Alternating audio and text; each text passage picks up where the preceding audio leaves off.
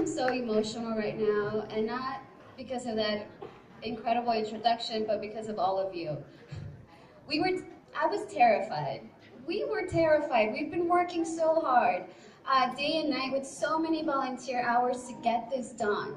And we really started by just being people, some of us really heartbroken people, who organized and wanted to make a difference. And this comes from conversations of all sorts of different people from Tucson who said, what do we do now? And we took on the work, and here we are with Tucson Families Free and Together. And thank you all so much for being here. Thank you for just showing up for this. The fact that we have had so many people here, and I see so many faces that I've known for years and new ones, the fact that this is so successful tells me that we're gonna get on the ballot and we're gonna win. We are gonna win this. I also wanted to just give a huge thank you to all of our steering committee, and I'm not going to name the names because I'm going to forget someone, but you know who you are. Thank you so much for being here and for helping me and helping us do this. So today I wanted to go over the 3 questions that I've been getting asked the most. Why Tucson, why this, and why now? But I did want to share a really quick story about a reporter that just asked me a question outside. I don't know if she's still here, sorry if you are. But one question that she asked, she looks at me and she goes, some people are out there saying that what you're trying to do is protect people that are here illegally. And I looked right at her and I said, yep, that's exactly what we're trying to do. And she was dumbfounded. She said, do you want to expand on that? And I said, that's the question that you asked me. And that's about narrative. That's about narrative. And what we really want to do with this campaign is take that goddamn narrative back. Sanctuary is not controversial. What is controversial is our police department handing over our family members and our friends to Border Patrol or to ICE. That's controversial. Ripping families apart, that's controversial. SB 1070, that's controversial. Saying that we want to protect people and their human rights, that is not controversial, and we refuse to take part in that any longer. We had a lot of discussion of whether we were going to say this is a sanctuary initiative because we all know it's been weaponized. We had a lot of discussion. Do we want to win this, or do we want to maybe lose it, but be proud of the work? And we said, screw it. We're going to be proud of it, and we're going to call it what it is. It is a sanctuary city initiative, and we are so proud, and we're not going to back away from that. So, back to my speech. Why Tucson? I think we already went over that. This is the birthplace of the sanctuary movement. In 1982, John 5, Southside Presbyterian Church said, not here, not today, not anymore. This is a sanctuary. And they fought long and hard to protect the most vulnerable residents and people who would then become the residents here, people who have been here ever since. And in Tucson, I mean, come on, it's Tucson. We have resistance all over the place. This is ground zero for fighting against Operation Streamline.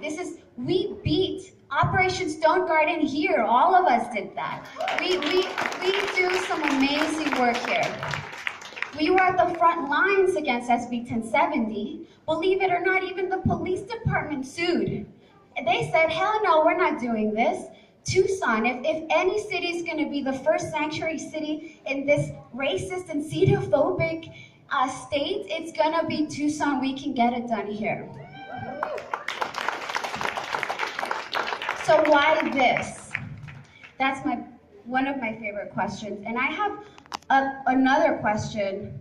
Is there an elected city official here? Okay, there's one. Okay, so we have staff from Regina Romero's office. Thank you for being here, Natalia. How many city officials do we have? We have 5. and a mayor. All right, 6. So why this? Why a people-led citizen initiative? Just look around. They're not here. Where are they? But you know who is here? Isabel Garcia. We have labor here. We have Eva. We have professors. We have Flowers and Bullets here. We have paisanos. We have moms. We have fathers. We have grandmas, grandpas. We have students. We have each and every one of us that are here. Why this? Because this is direct democracy. Because we are tired of waiting. We are done asking.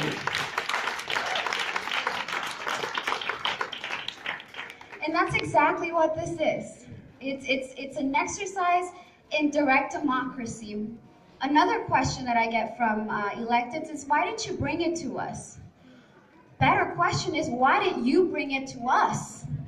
Why didn't you write it and bring it to us? Why are we spending our sleepless nights writing this to give it to you? We ask you, we've asked, and also, we're not willing to compromise on this.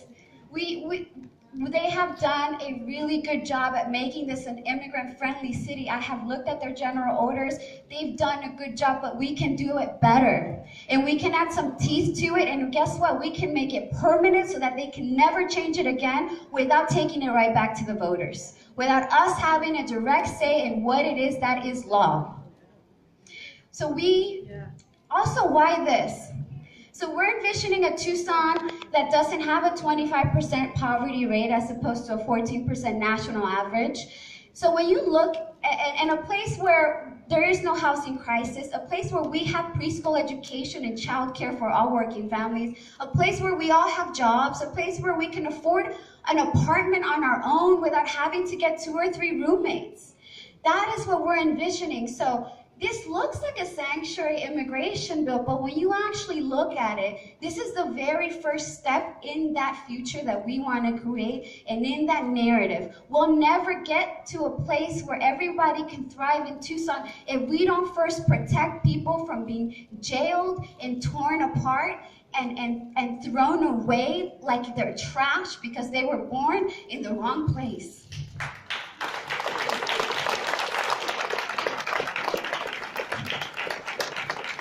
So what we're going to do with this initiative, I'm sure you have all read it. We're going to prohibit city officials from detaining someone based on immigration status and from assisting in the enforcement of federal immigration laws, except when required by state. We have to say that because of SB 1070. By the way, in the future, if we pass this and it's upheld, guess what we've got?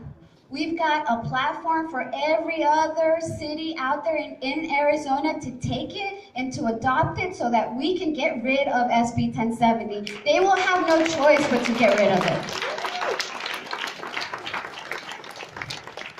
We're prohibiting certain forms of collaboration between local and federal agencies. So this isn't just about police, this is any city employee. We're going to provide certification for undocumented victims of crime so that they can be eligible for a U visa, which we're super proud of. And we're going to provide for record data keeping. Keep some records, like keep a minimum record. What's going on? When are you speaking to them? When are you turning people over? We need to know these things so that we can be alert and that we can then pass more laws to protect ourselves. And why now?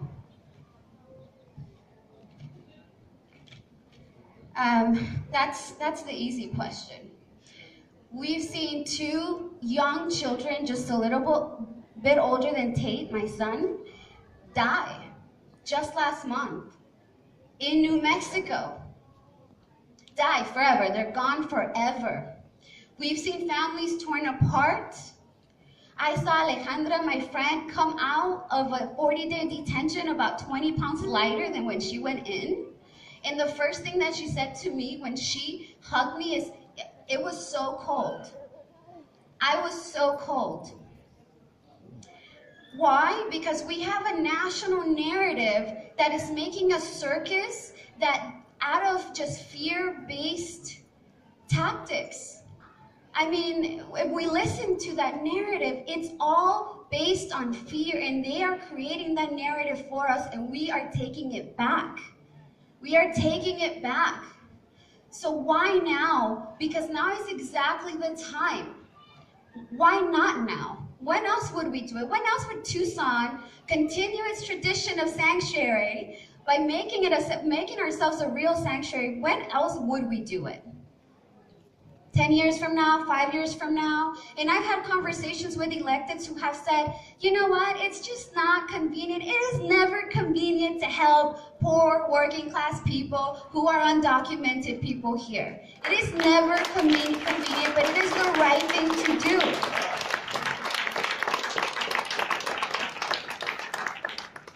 Now is exactly the time to take bold and meaningful action. And now is exactly the time to say we're not going to cower to the state legislature.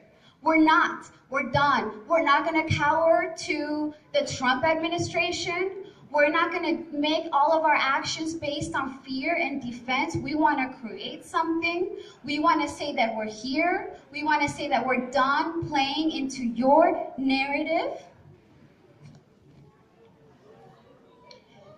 We're not going to be bullied, and we will definitely not be complicit. We will not see our friends and our family members and our neighbors be torn from this community anymore. It is exactly now when we make a stand and we say we are not going to be complicit. We're not going to be complicit. And then another question that I get is, oh, but they've already done such a good job. So this is really just a message that you're sending. Hell yeah, it's a message that we're sending, and we're going to be loud about it, and we're not going to have that message contorted into something that it's not. Sanctuary is good. Protecting undocumented people is good.